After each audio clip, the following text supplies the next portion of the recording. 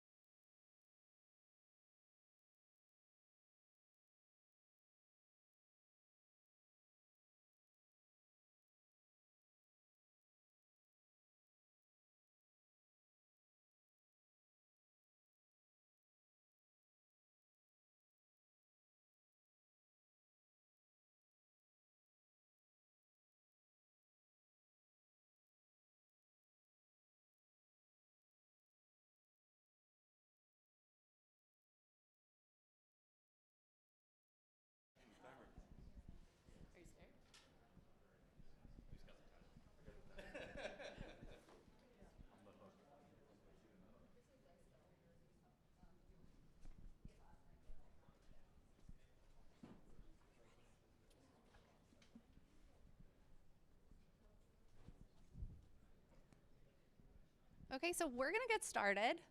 Thank you guys so much for coming to our very first Pioneer Pitch Night here in Boston.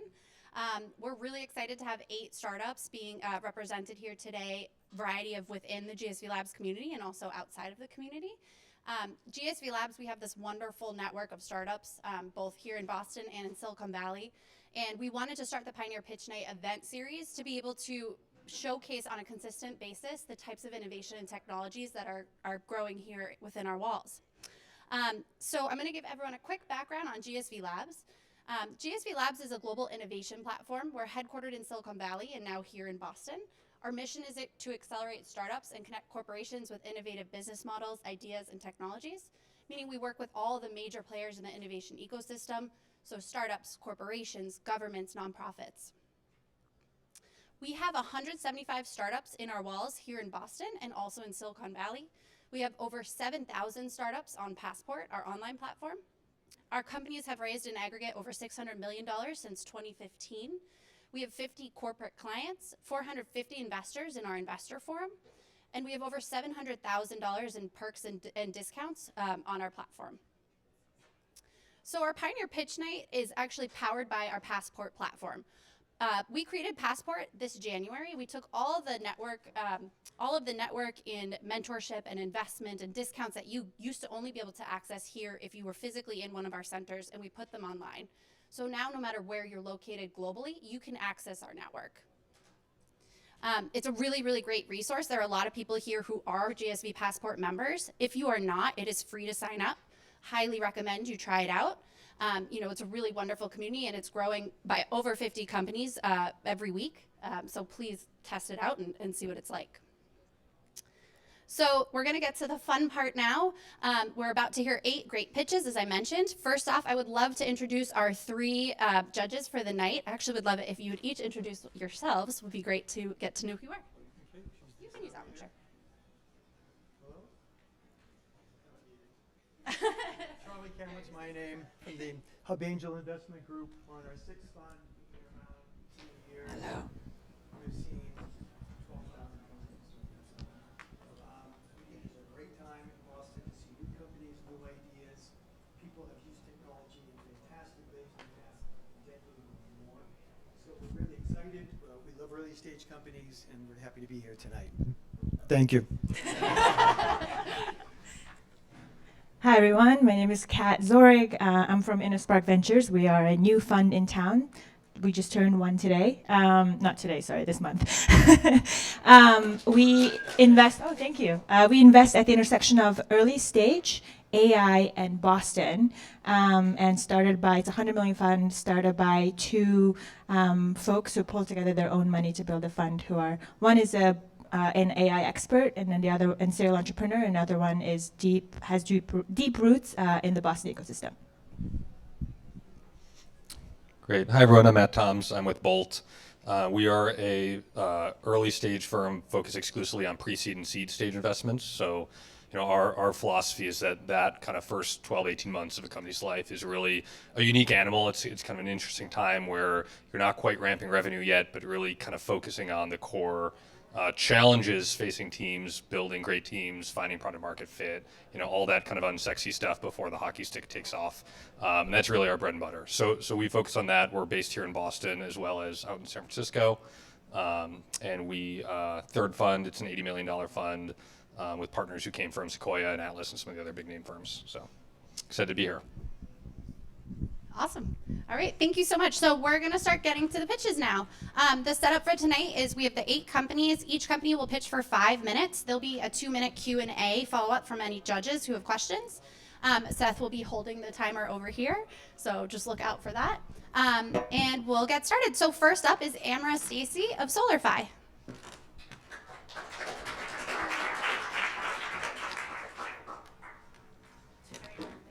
It might be loud enough, but is this for the live stream? Okay, perfect. Hi everyone, my name is Amira. I am with SolarFi, and we are a clean tech hub that focuses on advanced mobility, solving issues in the circular economy, providing an innovative way for omni-channel marketing, internet device charging, and access to city services. What is our solution? We are a fresh, innovative way for brands to communicate with their customers. We are an alternative to generators for refrigeration and power for food trucks and festivals. We are a community health center in a low-income area. We are a community center in new housing buildings, and we are a brick and mortar for startups. Some traction that we have to date, we most recently we won a scholarship to attend SoCap. It's the largest impact investing conference in the U.S. We are currently in our second round interview of Techstars, fingers crossed. We were the #1 clean tech company in the VVM Accelerator program. We recruited a highly experienced CTO, and we just got approved through Net Capital to run a crowdfunding campaign. Who is our customer? On the consumer end, you can rent a power bank, charge your phone, charge your device, drop it off at another location.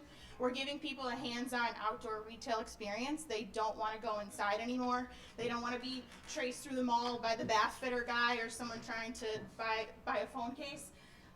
B2B, we're increasing outdoor foot traffic. We are giving people a personal interaction with their customer base, ultimately impacting sales revenue, decreasing employee turnover, and increasing employment opportunities. Some milestones, how are we going to get there? We're going to start with the tailgating pop-up at LSU, University of Michigan. Secondly, we want to place SolarFi stations at Harvard and MIT, giving med students a way and first access to telemedicine. Secondly, we're going to secure a pop-up at a music festival, Coachella, Burning Man, secure a pop-up at some sort of tropical application, Miami, LA, beach resort. We want to launch a telemedicine project in a low-income area with a healthcare company, which will be staffed by their community health workers. We're going to run a pilot with the Red Cross to implement for disaster relief programs, and we're going to secure a pop-up in Faneuil Hall with a local startup. Then, after that, we're going to learn from our hypotheses, determine our top focus areas, gather and leverage the data that we've collected. Who's our competition? It's Link NYC, however, they're only in New York, and they're not solar powered. Off the Grid, also not solar powered, only in San Francisco, and only focused on the food truck model. We haven't really found any companies addressing this issue at parks or festivals. And we have some competition for Disaster Plus. They're only utilizing generators. OK Solar is solar powered, but there's an 8 to 10 week lead time, and they only last 5 hours. Why is SolarFi better? As you can see here, it's being charged by the sun all day long. You can charge your bike, your scooter, refrigeration, so you can sell beverages. And there's your consumer engagement, right? It's non-invasive. People don't feel pressured. They're coming to our station for a need. These are also retractable, therefore they lock, and they're entirely portable. Our business model, we're going to place these in universities, tailgating, city centers, tropical applications, festivals. We see this as a franchise model, empowering women, minorities, and students. We're going to generate revenue through advertising, charging a retainer for a solar company, generating commission on sales, beverage sales, phone charging. As you can see, we can generate a minimum monthly revenue per station at $14,500. That's based on 1,000 SolarFi stations. That's $14.5 million, and annual revenue based on 1,000 stations is $174 million. We've done a proof of concept.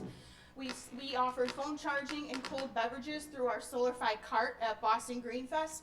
We generated $800 in 2 days. We know this works. Our ask, we've been approved for a crowdfunding campaign through Net Capital. If we win $2,000 tonight, we have approval from one of our advisors. He'll give us $100K, and then I won't pay rent for the month of December, and I'll donate $2,000 in personal funds. We need $110,000 to build a SolarFi station. Why us? We are a stacked team, extremely diverse and well-connected. We have decades of sales experience, which is extremely rare for an entrepreneurial skill set. We have people that are former ambassadors, board members of Vodafone. We have solar experience, we have telecom experience, and most importantly, we have media and marketing sales experience. So why me? How did I get involved? I met the co-founder. Actually, I was there in my past life of media sales meeting with a client, and Next to me was our co-founder meeting with an investor, and I'm really nosy, and after my meeting was over, I was extremely intrigued, so I started asking questions. And because I had just gotten back from, I think, a vacation in Jamaica, so I was experiencing the millennial post-vacation blues. I was like, wait, you're telling me that I have to work and look forward to an 80-hour work week the rest of my life? Or 80-hour vacation, sorry, only 2 weeks throughout the year. That's not an option for me, and that's why I do this.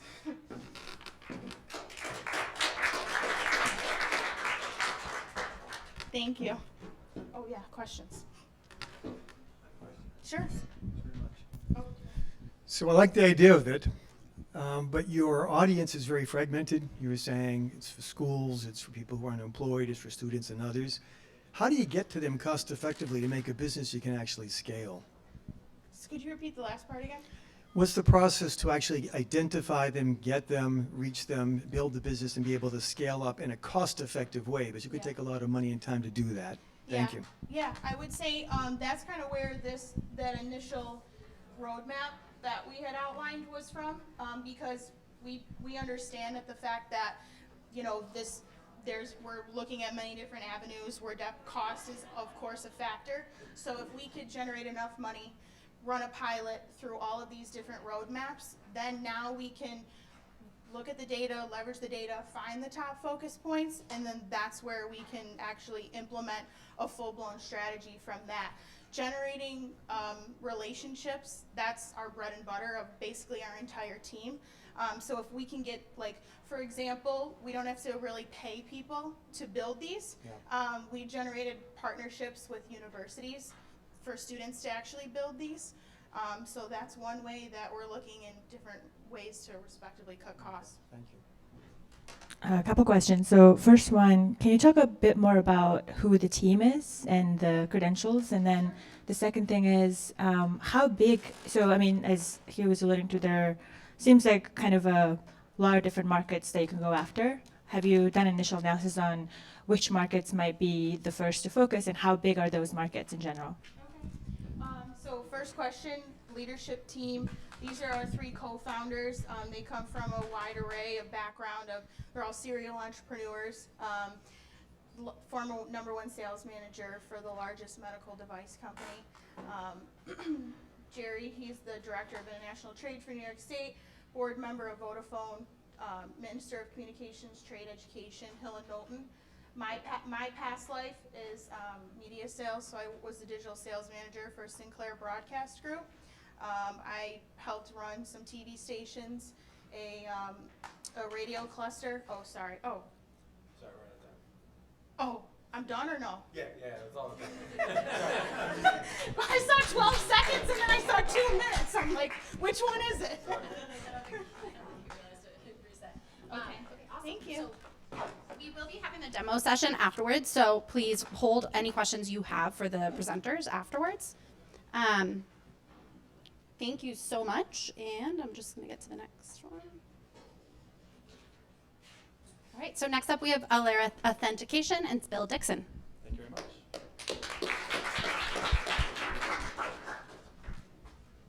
Gotta get my prop here. Thank you. Hey everyone, my name is Bill Dixon. I'm CEO and co-founder of Alera Authentication. We're a brand protection and consumer engagement company. Our first focus is on anti-counterfeiting for apparel. So quick story on how we got into this. So about 2 years ago, I was looking online to buy this exact jacket. Found it on Amazon for about half off. I was about to buy it and moused over the stars and saw that it actually had about 20% one-star reviews. Arc'teryx is a great brand. I was super surprised. So I went and dug into it, and immediately we found out why. Counterfeit, fake or defective, 1 star, was not authentic, fake, the jacket is not authentic. And here is, Arc'teryx told me it's fake, and people are even asking, how'd you know? What should I do? How should I look for it? I'd never bumped into counterfeits before. I thought it was really interesting, so I kind of went down the rabbit hole and very quickly found out that super common. Articles on The Atlantic about someone spending $1,000 on a fake Canada Goose jacket. This was from 2 weeks ago. The Real sold this guy a fake $3,600 used Christian Dior handbag. So this was a big problem. And the thing that I think was really impressive to me was how big of a problem it was. So take this with a grain of salt. It's not like counterfeiters actually report revenues or anything like that. But it's estimated as $1.8 trillion a year. So this is over 2% of world economic output is now counterfeit. And the growth is staggering. Like, it's just, if I weren't doing this, I would go into counterfeiting. Like, this is what you guys should be investing in. It's incredible. And how wide the areas is really impressive. So prescription drugs is the largest, but it goes into anything that's manufactured. I think the scariest one is counterfeit aircraft parts. It's now estimated that 5% of aircraft parts are counterfeit. There are even DARPA grand challenges on how do we keep counterfeit airplane parts getting out of the F-35 Lightning. So after this, you're like, wow, big problem. What are, at least in apparel, which I was looking at, what are brands doing about it? And the answer is, there aren't a lot of good options. So if you go to Canada Goose, they tell you to do things like look for errors in the shape of the maple leaf, and maybe if they didn't spell check it, Canada is spelled wrong. So it leaves a lot to be desired here. Nike's not much better. Nike says the opening line on their page is like, these guys are so skilled, it's pretty hard to tell a difference nowadays. Just buy from Nike.com, which again, doesn't really work if you're Nike.com. People buy from a lot of other places. So fortunately for me, I was working for a company called GSVlabs. We're actually a spin out of GSVlabs. We started about a decade ago out of MIT, and we do a lot of digital security work, actually. Work for large companies like Google, Sonos in this building, and Airbus. And some of you may recognize the picture on the left is actually Google's Project Aura, which was a modular smartphone project. We did all digital on that, including how do you authenticate third-party modules. So we knew something about authentication and looked at what's a good solution for customers for at least apparel. The two things that are important are it needs to be difficult to copy, whatever method you use for counterfeiters, and it needs to be easy to verify. So stuff that people are using now are things like garment details. Well, that's super easy to copy and it's hard to verify. Is the stitching good enough? I don't know. Same thing for holograms, it's a little bit better. There's now been a move towards serial numbers, and those are a lot easier to check, right? You type in an app, the app tells you if it's right or it's wrong. Problem is they're really easy to copy, right? Cloning serial numbers is trivial. So what we're excited about are encrypted NFC tags. So this little thing is an NFC tag. They're commercially available. You can incorporate them into any physical good. And the reader for that is in everyone's pocket. So every single person in this room can read the tag that I just pulled out right now. And these tags can't be cloned. So it's super easy. You tap your phone on a product. It's impossible to clone. And then you also have the added benefit of now you're engaging with this item. You can push origin stories of the product, anything else you'd like. So this is great, right? It's easy to verify, it's difficult to copy, all of these wonderful things. So how does this thing work? What's the general process? So these tags, you work with a brand, these tags are installed in a product in a factory. After that, we have these kiosk stations that can turn on the tag, basically. So now this tag is in a men's medium, this is in a green women's small, whatever it might be. The customer, when they make a purchase, whether it's online and receive the item or in store, can tap it, make sure that it's actually authentic. The brands learn a little bit, and then they either can take action. If it's real, they enjoy it. If it's counterfeit, they can take action, which is usually in the method of calling your credit card company and doing a chargeback. And the effect on the counterfeiters then is a 1% chargeback ratio. So if 1% of customers for a merchant charge back, Visa or MasterCard will terminate their merchant account. So you don't need very many people to start doing this. Before, quickly a little bit about us. As I said, we're at GSVlabs. We're now a team of 6. Every single person in the company's got a decade of experience or more, coming out of MIT and McKinsey, smorgasbord of other companies you've heard of. We have experience in startups as well as a lot of supply chain. And then we've raised our pre-seed round, and we're currently working with one of the premier outdoor clothing brands in the world. I just came back from Bangladesh last week and going back in a month. So that's what we're working on. Happy to give people a demo afterwards or answer any questions. Thanks.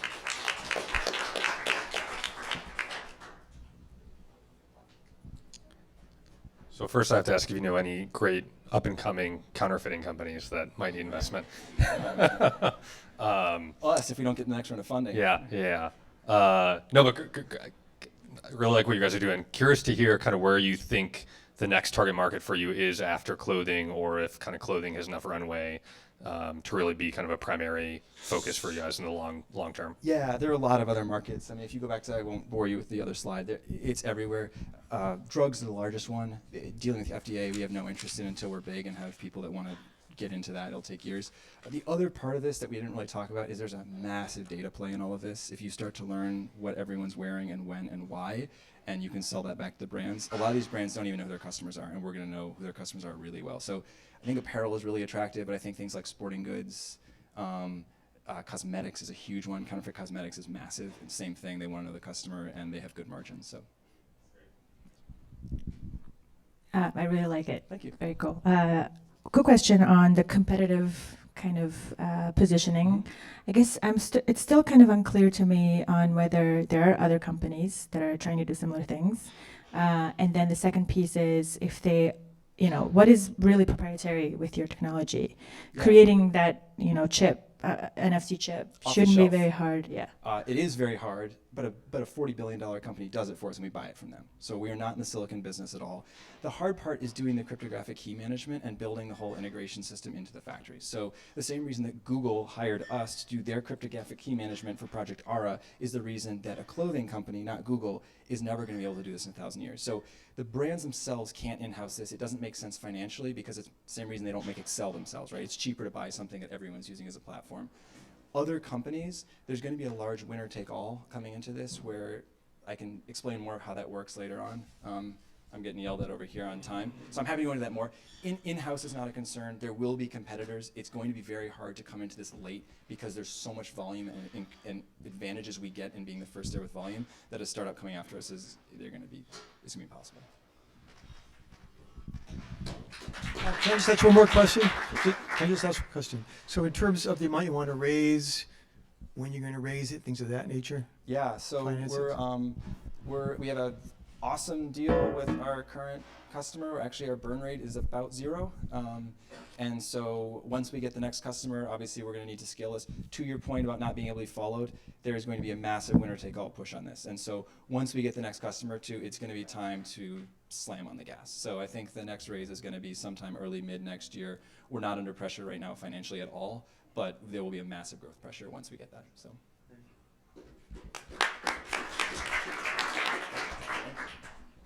Awesome. Next up, we have Karina Akib of Caracara.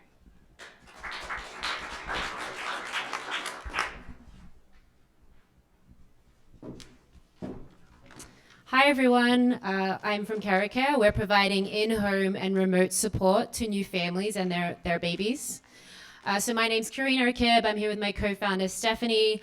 We met at MIT Sloan, where we graduated in May, and we've been working on the business ever since. And for those of you in the room that might not be parents yet, I'll just paint the picture about what that experience of bringing a newborn is really like. So the moment you bring that newborn into your life, you're experiencing a wide variety of challenges. Your hormones are changing, you might be experiencing challenges breastfeeding, you're physically recovering from birth, and you're just learning how to care for this new baby, all on very, very, very little sleep. And this is nothing new, right? We've been having babies since the beginning of mankind. So why is this an issue right now? And why are we addressing it? Well, the first is that as young professionals move into more urban environments like cities, you're further and further away from your own families, who you traditionally used to go to for advice. As women give birth later in life as well, your own parents might not be there to provide that type of support. And in the US, the healthcare system has not stepped in. So I'm from Australia, where the healthcare system is very different.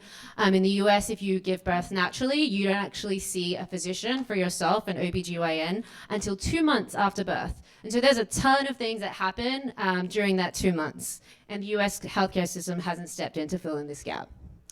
And so when Steph and I interviewed hundreds of families and actually lived in their homes while they were going through this time period to really understand what their challenges are, this is how they were solving it.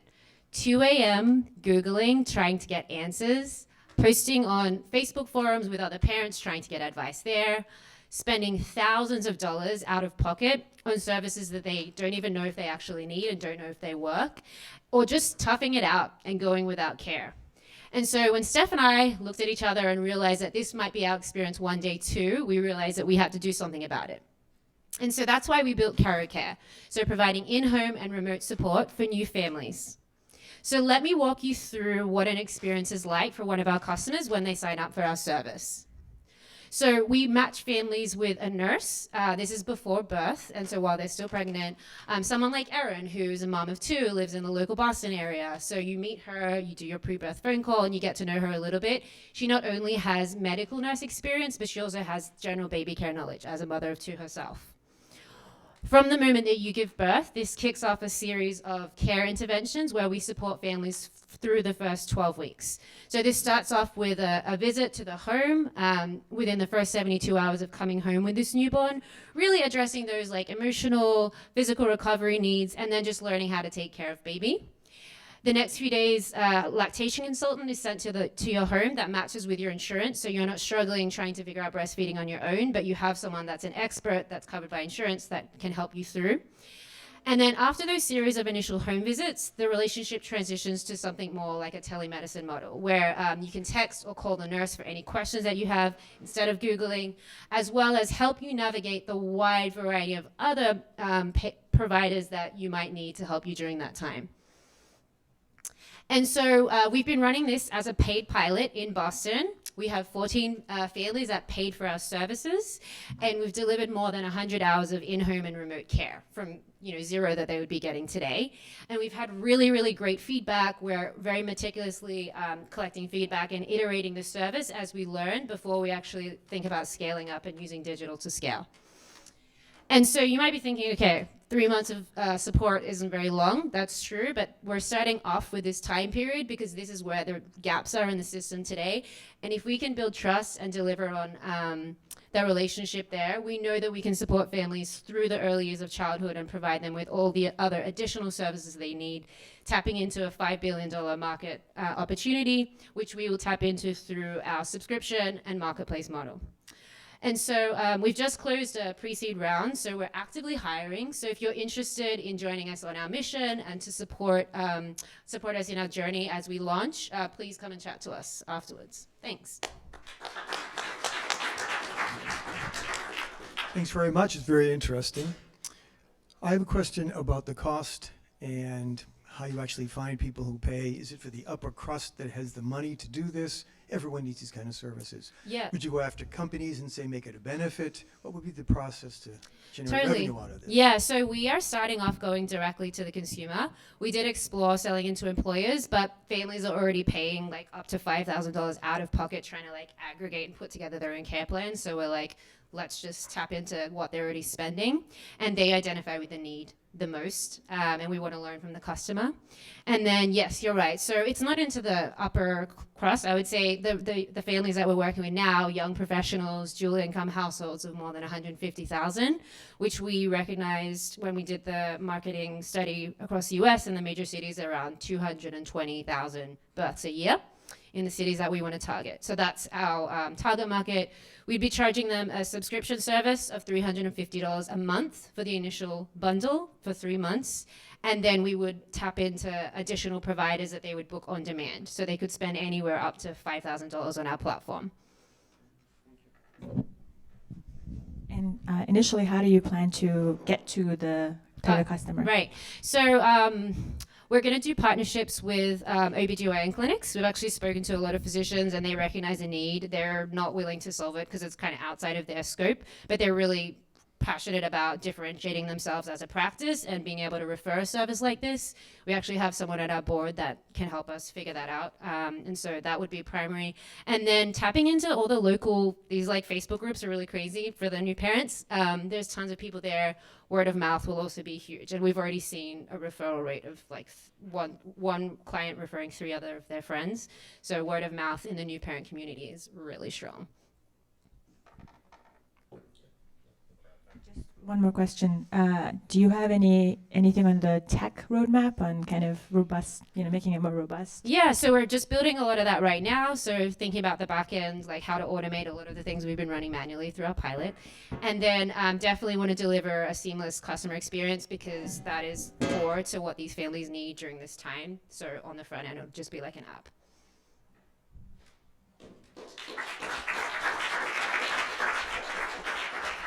Next is Katie Diasti of Viv.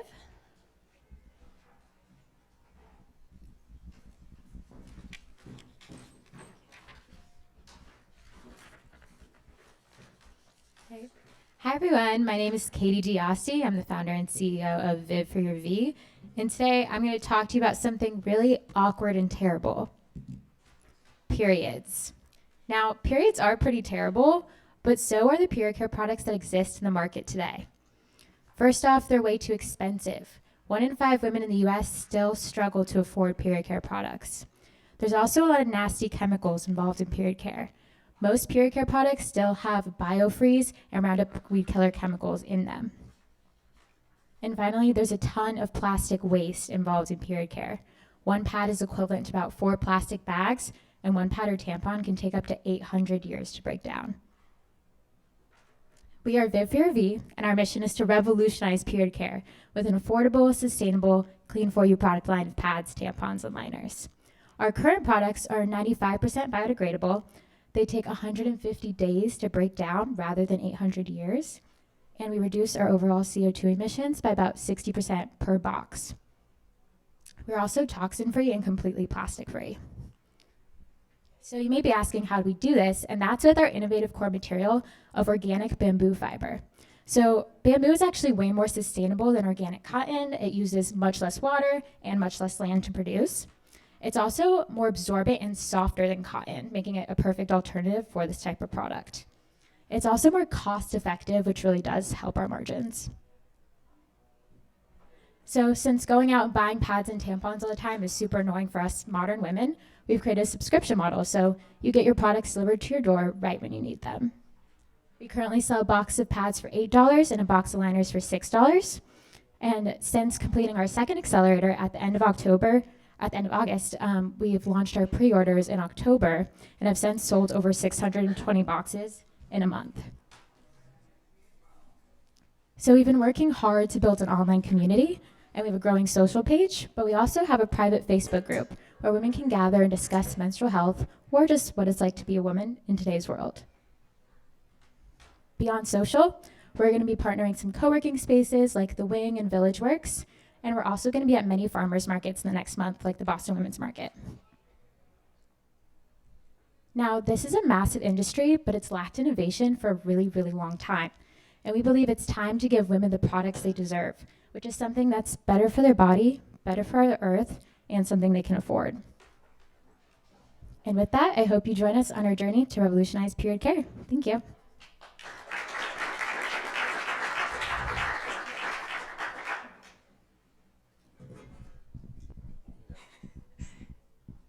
Thank you.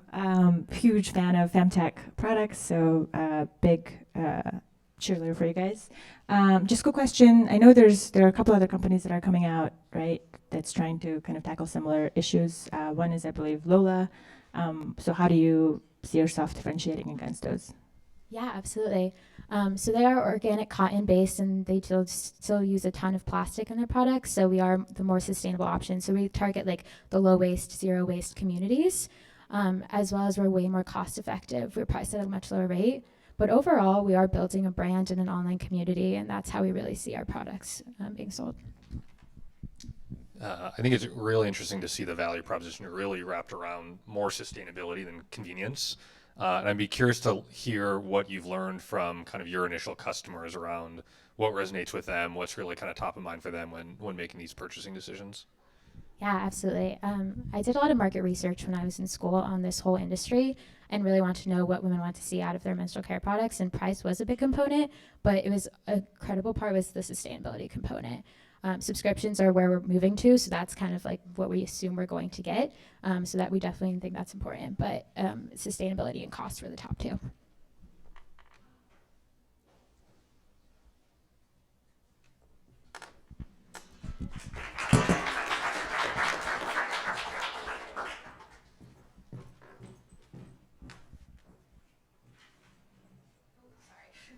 Next up, we have Catch Code, Raquel.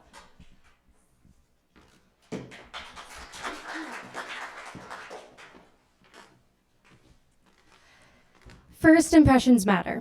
When I have a pitch coming up, I want to make sure that I look good, and a lot of times that means buying a new outfit like this one. I put some thought into what I wanted to wear, and some thought turned into spending 4 hours browsing online for a 5-minute pitch. It took me that long because my favorite site to shop at online has over 37,000 products for me to choose from, and that's just one site. If I spent that time browsing for every pitch or important meeting I had coming up, I would waste over 400 hours a year, and no one has that kind of time. What if you could find products you love without having to browse anything? Well, you can with Catchcode because we do the browsing for you. I'm Raquel Phillips, co-founder of Catchcode. We build each user their very own e-commerce site made up of brands they love and products they want to purchase. We know what they want because they tell us via an easy questionnaire upon sign-up, which asks them about their style preferences, where they shop, and what they like to do for fun. We use this information to match consumers to products we think they'll love, and each recommendation they can thumbs up if they love, thumbs down if they hate. And thanks to our machine learning, the next time they log on, they'll see more of what they liked and less of what they didn't. Now is the perfect time for Catchcode. The online apparel market is huge, it's growing, and consumers are demanding personalization. So how is this different from subscription boxes or stylist services?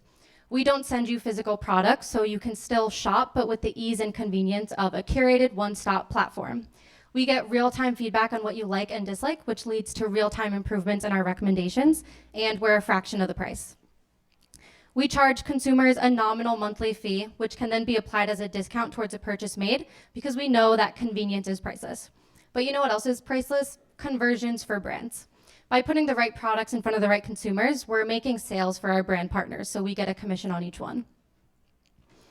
We're targeting busy professionals between the ages of 30 and 45 who have active work and social lives. These are the consumers that have the money to shop, but not the time. And we know these consumers because we are them. I was bred to be an entrepreneur, and after getting my master's at Babson, I worked for the top public accounting firm.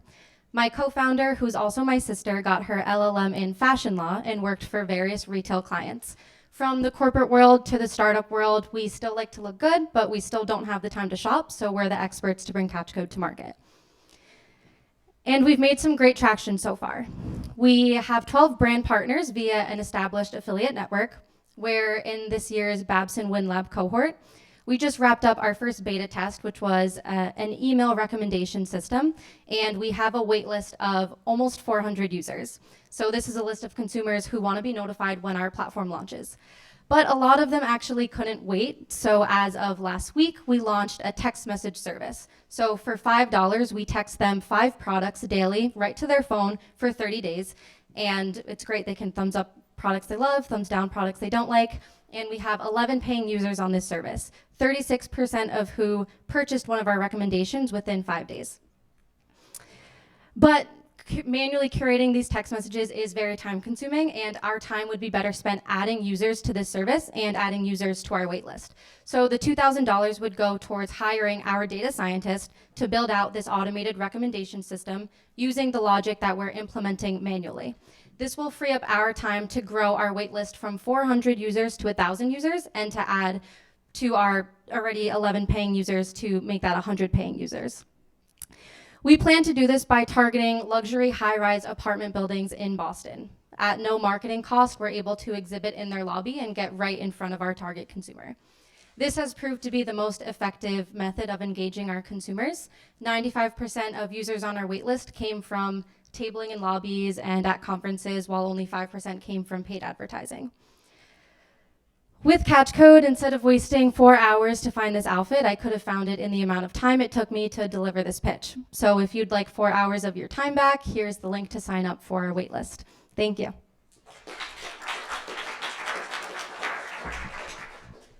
I'm curious to learn a little more about your value proposition to the partner brands, because I would think they might have a little hesitation around pulling users off of their own site and kind of being showcased compared to other competitive brands. And what have you learned so far from those partners? Yeah, definitely.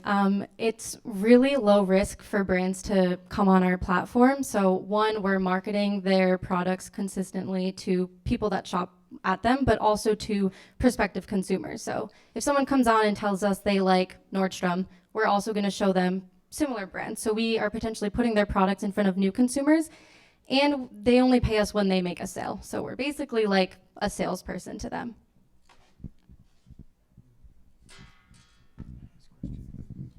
So you have these ideas for people, they get something, they like it, they order it. If they don't like it in the end, do you get caught in the middle of sending it back? I mean, there's all this sense of maybe it looks great online, but you don't like it. What's the process there? Is there any, you get involved in that, and does that reflect in you at all? Yeah, I mean, obviously, there's always going to be that issue with online shopping that someone might not like it when they try it on. The one of our biggest value props is we're helping consumers find products that they love that they may not have been able to find otherwise. So saving them time, but logistically, we are not involved in returns, shipping. We don't actually hold any of that inventory. We're just partnering with brands on the back end. To start, when they see a product they love, they'll be brought to the retailer and they'll check out from there. So the return will really still fall on the retailer. So one other thing would be the cost. So is that an element you put in there? I want to spend between this and this? Because Yep. in order to get the profile of a person, you could ask a zillion questions, Yeah. or you could ask 5 questions. Yeah, so we have two kind of different types of questions that we ask. One are very objective, so this is like the cost, what types of hem lengths do you like to wear, and this really helps us eliminate as much inventory as possible. And then there's the style questions. So we ask, we just show you a couple images and say, which of these do you like, let us know. But that's really where the real-time feedback comes in. Someone could like a shirt, but they don't know why they like it. By them continuously clicking and liking these products, we might pick up on patterns that they wouldn't be able to otherwise tell us.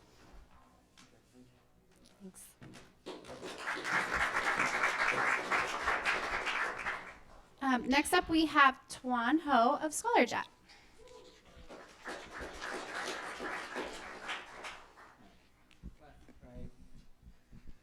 Hello, hello. All right, you probably know me by now. I'm kind of loud. Awesome, thanks, guys. All right, good night, everyone. My name is Tuan. I'm the CEO and co-founder of ScholarJet. Let's dive right into it. We are creating the next generation of entry-level recruiting platform. And our mission is to create a future where people are rewarded to pursue their career based on their abilities. And what we do is to connect diverse talent to tech companies. Now, let's dive into the problems. Employers spend billions of dollars on campus recruiting every single year, visiting campus, posting jobs online, and the only tool that they're focusing on is resume or profiles, which is a shinier version of resumes. But resume often overlooked candidate. You can't really showcase what you can do because resumes start to look the same after a while, right? And that's why recruiters are complaining they can't find relevant talents. Well, if you look at the next generation of talent and what they are actually doing, they grew up with YouTube, TikTok, Instagram, and they are showing talent in a different way. They participate in hackathons. They want to be able to create and showcase what they can do. But a resume actually limits their capabilities and their creativity behind their talents. So how can you truly showcase your talent? And at the same time, they're being weighed down by a whole bunch of student loan debt. So what can we do about it? ScholarJet helps employers attract entry-level talent by helping them create skills-based hiring competitions where candidates can apply by showcasing what they can do. So if you're looking for to apply for a sales role, you should apply with a sales pitch. If you're looking to apply for a software engineering role, you should apply with the app that you create. And so I'll talk you through one of our customers, Wayfair. They wanted us to help them hire software engineers, and they created a $3,000 coding competition on our platform. The prize is to help pay off student loan debt. And the prompt was to ask candidates to create an app to help them stay organized. Typically, Wayfair received 250 resumes before they offered one interview. See, the rate is horrendous. But through us, they actually got 10 applicants in a very short amount of time and actually offered all 10 interviews. And the winner received money on top to pay off student loan debt. And actually, let's dive into one of the awesome story coming out of that experiment. Brian studies business, and his major on a resume says that, well, this is Christos, not Brian. His major indicate that he studies business, but he's actually have a background in coding, and he's constantly trying to apply for a coding role. But his resume immediately got tossed into a trash can. Through us, he was actually able to create the app that Wayfair was looking for and hired Brian. And our employers are so happy with what we got. We don't just do technical competitions. We also help them hire sales, customer success, marketing, etc. We actually help GSV with hiring interns for digital marketing by creating content for a startup that they like. So This is what our testimonials, and we have 10 awesome employers. Wayfair, Toast, Rapid7, Akamai. Awesome names.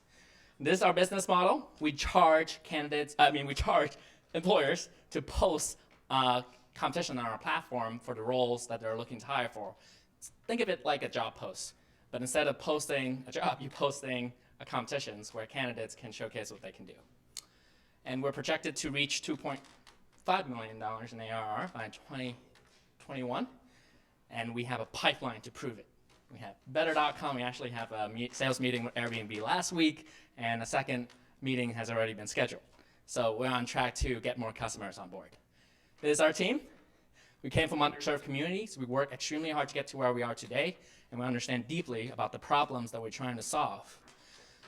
We raised money, we sold to enterprise clients, and we built our technology from scratch. And we made it to over 30 media outlets, including Forbes 30 and 30. So if you want to help us out, any questions, feel free to reach out to me to create a future of entry-level talent recruiting platform. Thank you.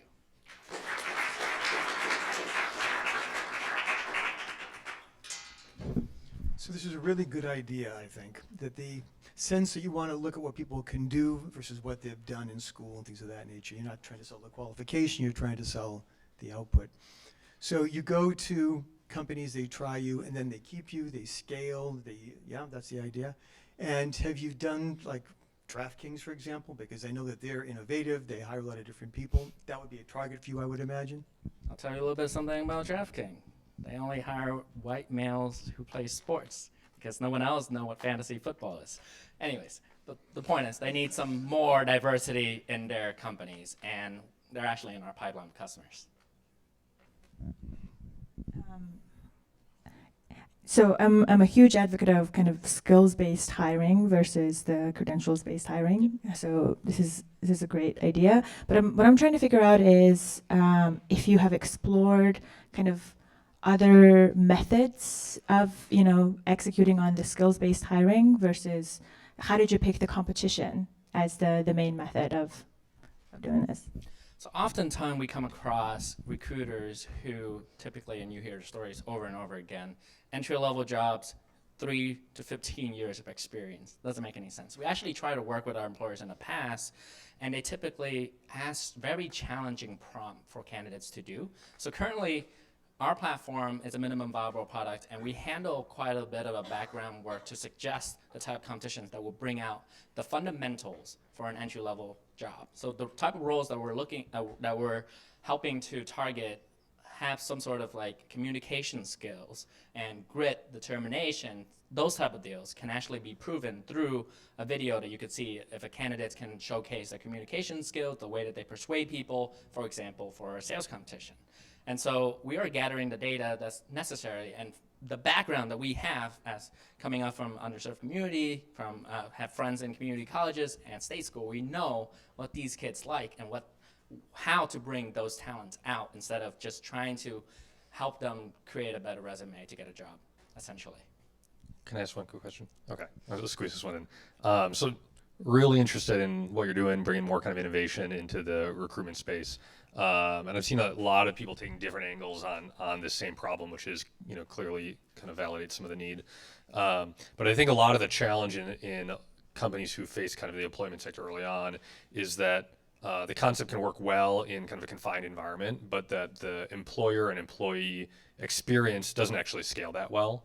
So you think of now, a year from now, Wayfair, they might have hundreds of apps to review instead of resumes to screen, and how do they kind of get through that process while the employee now is making a dozen apps to apply for a dozen different jobs? How do you think about tackling those types of issues as you gain adoption? So those are two separate set of customers. So we offer the screening value aspect of our platform to employers who receive tons and tons of candidates, and the sourcing value to employers who doesn't get enough. So in terms of Wayfair, what the value that they would actually perceive from us is how can we reduce the fact that we have to look at 50,000 resumes at the same time. And so when you introduce this screening tool, it's actually quite interesting, is that I did an experiment where I post a job post on Indeed, and I received tons and tons of resumes. I was like, there's no job description whatsoever. And then I would call each and every single one of these kids. It's like, hey, have you actually read the job description? 95%. No, I just kind of skimmed through it. You did not read the freaking job description. So they receive tons of easy apply. And the whole, like, it's counterintuitive. But instead of easy apply, you should be targeting the type of candidates who actually want to work for you and want to be able to take the next step to showcase that I want to get hired by you and look at what I can offer. Got it. Thank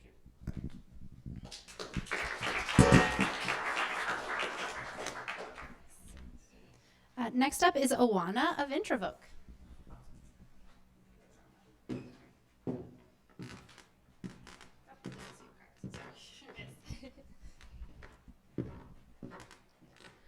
Hi everyone.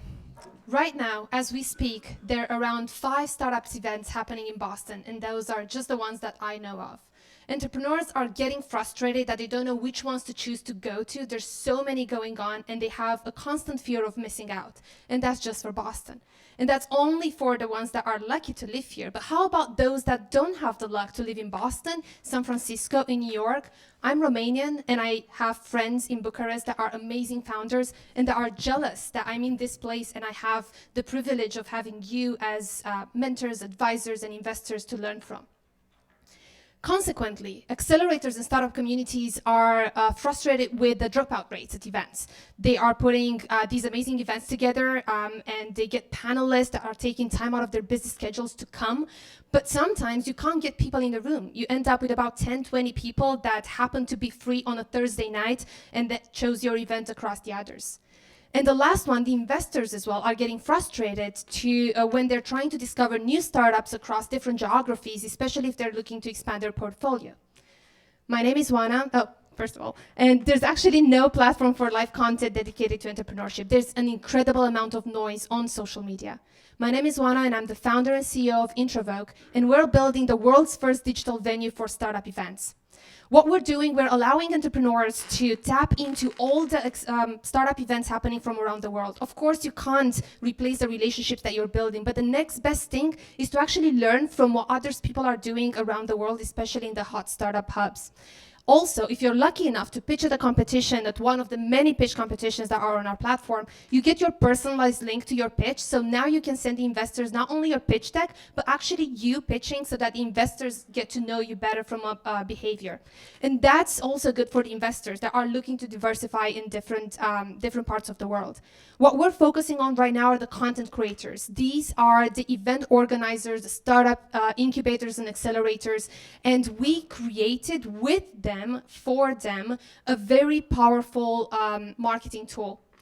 So we made live streaming a powerful marketing tool. Live streaming is not new. It's revolutionized like gaming and movies and music and so many others, but no one's really actually used it as a really statistical and analytical marketing tool. We're allowing event organizers not only to live stream with a push of a button with the app that we launched, but also to analyze their behavior across the world. So if they have 100,000 entrepreneurs watching their live streams, what are they watching? And how do that integrate with their CRM system so that they can target them afterwards depending on the time they spent on the platform and the type of the content that they watched while being live. And what it's even better, we're making them more money. So right now in the room, we have about 20, 30 people that, let's say that this would be a paid event. What if they would sell a live stream ticket for half of that price, but to 100,000 people? That's pure profit for them. They don't need a bigger venue. They don't need more food. That's purely what is coming from the live stream. And we also listened to them. They said, live streaming is very hard. We're actually having the conversation. We need a lot of video recording teams. No, we actually created a video streamer app that they can download and they can go live with a push of a button. And we made it so easy for them that 90% of the current live streams are streamed using our Introvert streamer app. So think of us like Twitch meets Eventbrite with a twist. We have the team, why we can make it happen. I spent my career at HP about 8-9 years. I know how to build go-to-market strategies. My product development team is absolutely amazing. Their background is at Microsoft and Intel, and I have also the interns from Holt University helping us in marketing. The industry is booming. So the live streaming industry is about $70 billion and it is growing every year. In the startup world, there are about 100 million startups that are being formed every single year, and 41 million are being built by millennials who are the consumers of the live stream, 8 times watched more than the regular ones. And so many others showing that live streaming is now the new thing. And Forbes, Business Insider, and so many other media outlets are saying so, to the point where Ad Age said that live streaming will dramatically revolutionize the way we're looking at ROI for brands. And this, we have a SaaS revenue model. We're selling subscriptions. We'll be selling digital tickets where we take a percentage out of that and the sponsorship and affiliate partners on our platform. We had some early traction. So we launched in May this year, and since then, organically, we have about 26 current creators and counting on our platform. We're streaming from 3 different continents, US, Europe, and Africa. We streamed from Zimbabwe the other week. Founders Live is onboarding 60 cities across the world on our platform, moving completely from Facebook Live to us. And we're happy to announce that Founder Institute will be streaming an event with NASA tomorrow, so tune in for that. More than that, about 60 live streamed events around the world. We have about 4,000 users already.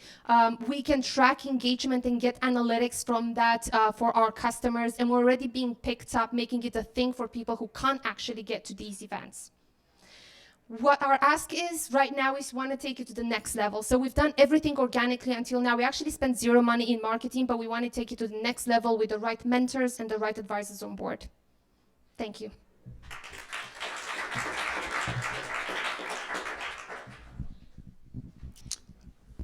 So I'm curious how you're thinking about a lot of the motivation for entrepreneurs going to these events is for the networking, and how do you think about kind of replicating? I know you talked a little bit with the investor side, but how do you think about kind of bringing some of that functionality into the platform?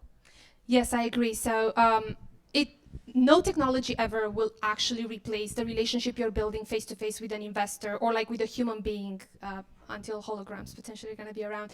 So we don't want to replace that. What we're doing to start with is to allow people in any location, they don't have to spend a lot of money to have an apartment in New York so that they can tap into that, or into San Francisco. They can, however, tap into the amazing events that are already being created. So we're not asking people to do something in addition to what they're doing, like event organizers, purely to open up so other people can tap into that.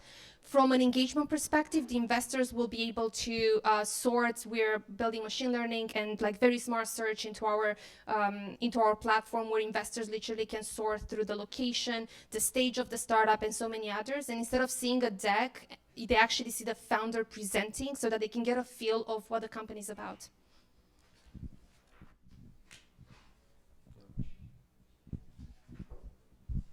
Okay. Thank you.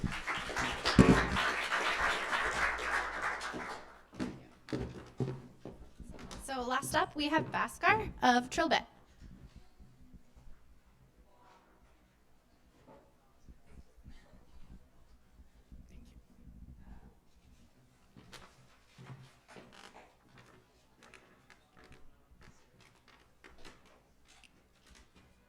Soon, everything in your wallet will be replaced by a single device. What do you have in your wallet today? Cash, credit card, ID, maybe some key cards. All of this will be replaced by a single smart device. However, there's a huge barrier to this future. Have you tried connecting 2 devices next to each other? An Android phone with a Mac or Windows? Samsung phone with Apple TV? Current technologies are slow, insecure, inefficient, and often doesn't even work. And this problem is only going to get worse with increase in number of smart devices. What if we can connect 2 devices next to each other simply by using sound waves through their speakers and microphones, without the need for any additional hardware? This is not just an idea. We are already live in over 2 million devices and have filed for 3 patents. Hi, I'm Bhaskar, CEO and co-founder of Trill. Let me show you how it works. So I have an Android watch, and with a single tap, it can transmit its electronic ID over sound waves and connect to my Mac, to a point of sale, or any smart device. But speakers are not just in smart devices. They are everywhere. There are more number of speakers than planet on the people. And we can connect them all to build the Internet of Sound. To realize this vision, we are working with some of the world leaders in tech. Samsung approached us for seamless device-to-device connectivity. So did Cisco for building smart spaces using sound waves. We are working with the world leaders in sound technology, Bose, for seamless device authentication without the need for any app. This represents over a $40 billion market opportunity. Let me give you a few examples of how we are creating value for our customers. We have a pilot with Western Union that connects the user's app directly with the POS for authentication. This makes the transaction not only faster, but about 4 times faster, but also more secure. We completed a pilot with Big Basket, India's biggest online grocery chain, to connect users' phone with a vending machine for payments. And we were able to bring down their transaction dropout from over 30% to under 1%. We are a software-only solution that can be integrated into any web page, app, or device. We charge a licensing fee and pay per click based on use cases. All this would not have been possible without a great team. My co-founders and I have known each other for over 12 years from IIT. However, we were in 3 different continents when the idea came along, but we moved together to build Trill. Mrigesh and I have deep experience in signal processing and tech. Our third co-founder, Sasikant, has extensive experience in commercializing new products. We are a team of 8 awesome engineers and business people. We have built the default protocol in which devices will connect to each other in the future. We are currently in over 2 million devices and have pilots that will take us to over 10 million by the first quarter of 2020. However, just last month, we won a competition by Viacom in which we were the only seed stage startup among mostly Series A and beyond startup that will take us to over 50 million by early next year. So let's connect to build the Internet of Sound. Thank you.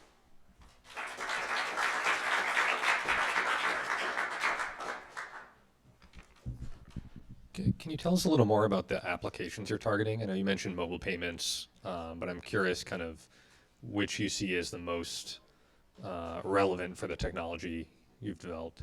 Yeah, so let me give you an example. So today, what is the flow for, say, Starbucks? You walk into a Starbucks, you pull up your app, then you go to the QR code, then you get into the line and scan this QR code.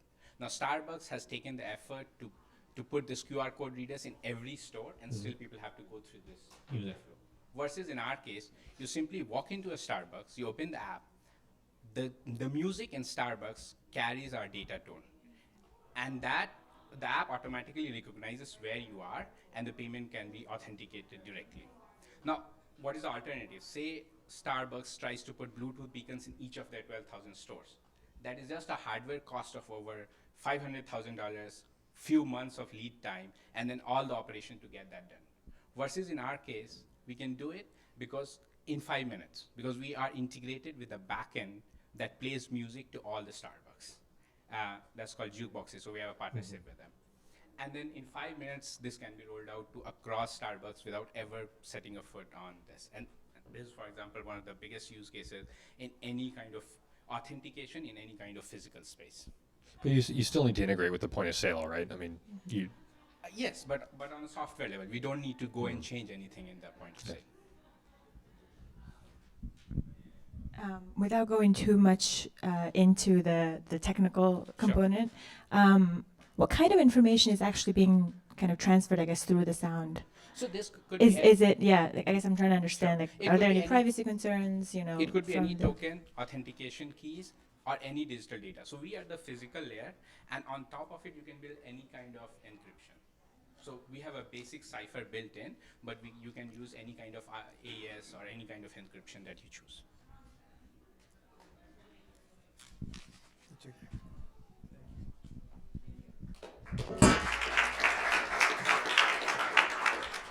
Awesome. Thank you so much. So that concludes the pitches for the evening. What we're going to do now is let the judges take some time to deliberate, and we can all head into the kitchen. There is food now and drink, so we can enjoy some of that, meet some of the startups, and we'll announce the winner in about 15 minutes in the kitchen. So thank you again.